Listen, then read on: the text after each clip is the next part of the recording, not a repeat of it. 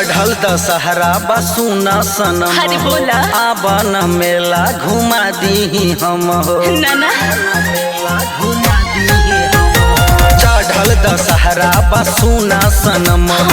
आवन मेला घुमा दी हम हो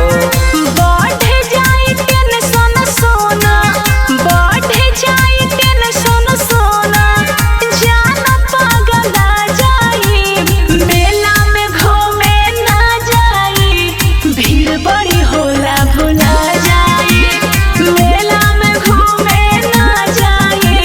भीड़ बड़ी होला भुला जाई सुन ना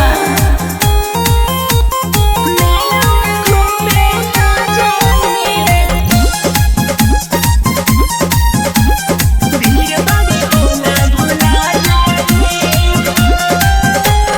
पूजा करब कैसे होई बड़ी धाका सुनो ए जान गड़बड़ होई पाका मेला में कबो न छोड़िहा तू साथ हो हाँ। धैले तू रहिहा हमर जानू हाथ हो हरी भीड़ होला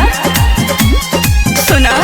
पूजा करब कैसे होई बड़ी धाका सुनो ए जान गड़बड़ होई पाका मेला में कबो न छोड़िहा तू साथ हो धैले तू रहिहा हमर जानू हाथ हो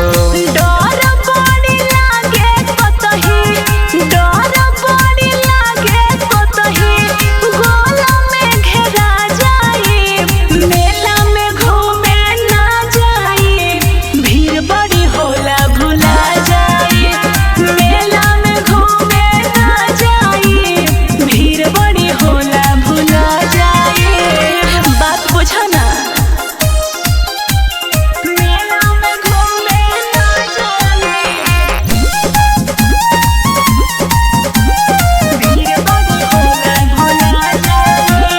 मेला में बढ़ जाई मोर मुश्किल हो मानो का हल्का तो पवन सुनील हो काहे घबरालू बाधा आई न कोई हमनी पे कृपा जे माई के होई हरी बड़ा धाका मुकी होला